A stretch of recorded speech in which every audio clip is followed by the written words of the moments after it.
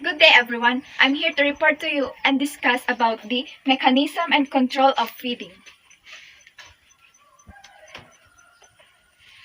Mechanism and control of feeding means that the mouthparts of insects comprise an intricate toolkit for feeding. Labrum, hypopharynx, mandibles, maxillae, and labium. Ectognathous mouthparts. In the insecta, the mouthparts are not enclosed in this way, but are external to the head, and that is called ectognathous condition. The form of the mouthparts is related to diet, wherein two basic types can be recognized, such as adapted for biting and chewing solid food, and the other adapted for sucking up fluids. The ectognatha or insecta always have external mouth parts. Next, biting mouth parts. Labrum. The labrum is a broad lobe suspended from the clypeus in front of the mouth and forming the upper lip. The labrum is raised away from the mandibles by two muscles arising in the head and inserted medially into the anterior margin of the labrum. Mandibles. In the entognathous groups and the archaeognatha, the mandibles are relatively long and slender and have only a single point of articulation with the head capsule. The mandible is rotated about its articulation by anterior and posterior muscles, arising on the head capsule and on the anterior tentorial arms. Next one is the maxillae. The maxillae occupy a lateral position, one on each side of the head behind the mandibles. The proximal part of the maxilla consists of a basal cardo, which has a single articulation with the head, and a flat plate that stipes hinged to the cardo. Next one is the labium. The labium is similar in structure to the maxillae, but with the appendages of the two sides fused in the midline so that they form a median plate. The basal part of the labium, equivalent to the maxillary cardines and possibly including a part to the sternum of the labial segment, is called the postmentum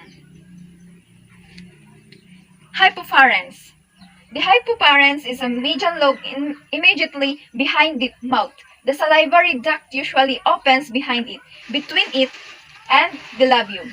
Most of the hypopharynx is membranous, but the odoral face is sclerotized distally and proximally contains a pair of suspensory sclerates which extend upwards to end in the lateral wall of the stomodium.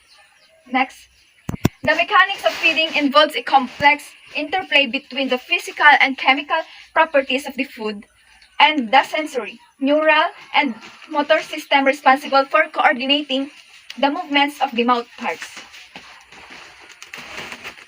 Variation in form. The form of the mouth parts varies greatly between species.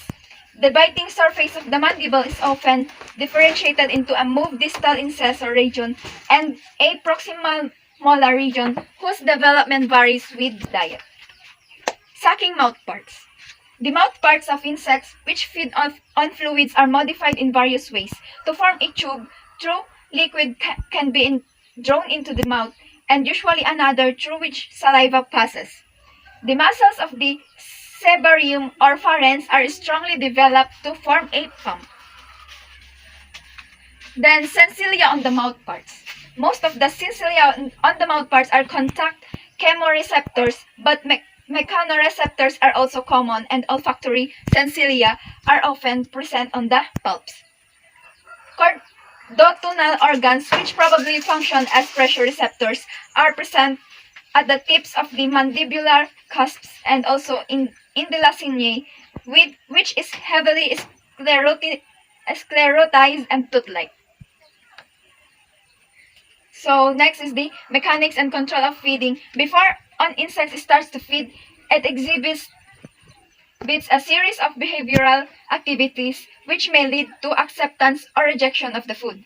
A grasshopper first touches the surface of the plant with the sensilla at the tips of its pulps. This behavior enables the insect to monitor the chemicals on the surface of the plant and perhaps also the odor of the plant.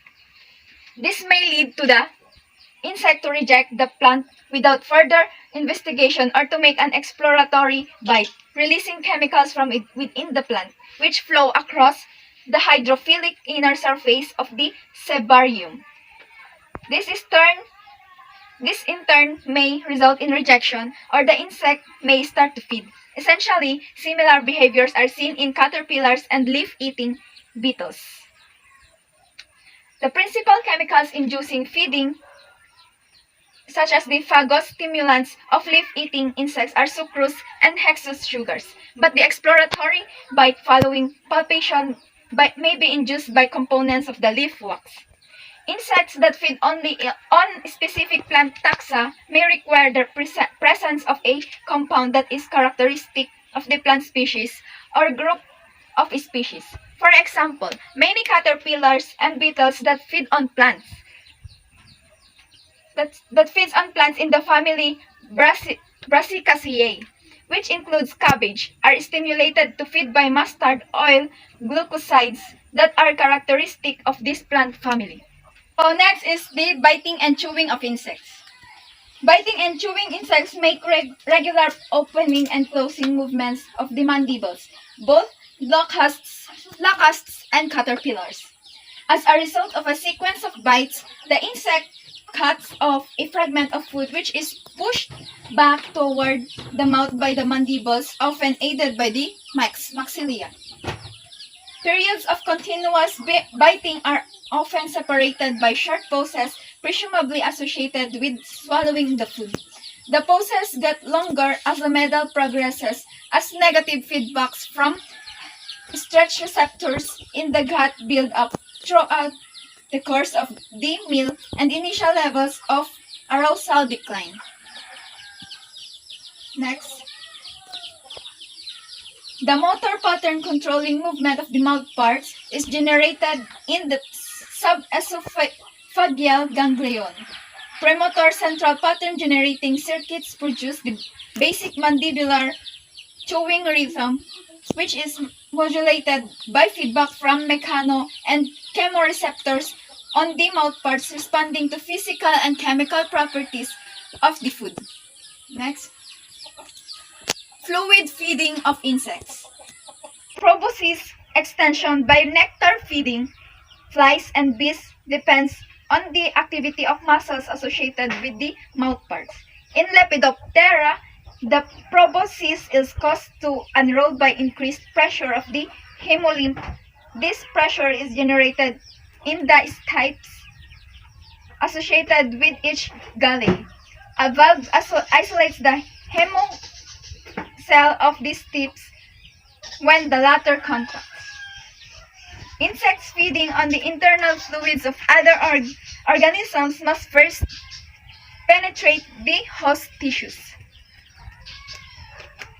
Then, prey capture by predaceous insects. Predators catch their prey either by sitting and waiting for it to come their way, or by actively pursuing it. The mantis is an example of an insect that sits and waits. Like many predators, mantids have wide heads and the eyes are relatively far apart. This facilitates the accurate determination of the distance of the prey from the insect. In addition, the head is very mobile, meaning movements of prey can be followed without the whole mantis moving. Then, regulation of feeding. Most insects eat discrete meals separated by relatively long periods of non-feeding. A meal may weigh more than 10% of the body weight, and in some blood-sucking insects, such as rude mews, the quantity of blood ingested greatly exceeds the weight of the insect. Among the chewing insects, cannibalistic Mormon crickets or Anabus simplex hold the record, ingesting an entire conspecific of the same size in a single meal lasting 5 minutes. Nectar-feeding insects only take very small meals relative to the body weight of the insect. Loses contact with the food, it exhibits a type of behavior which will increase the likelihood of relocating it.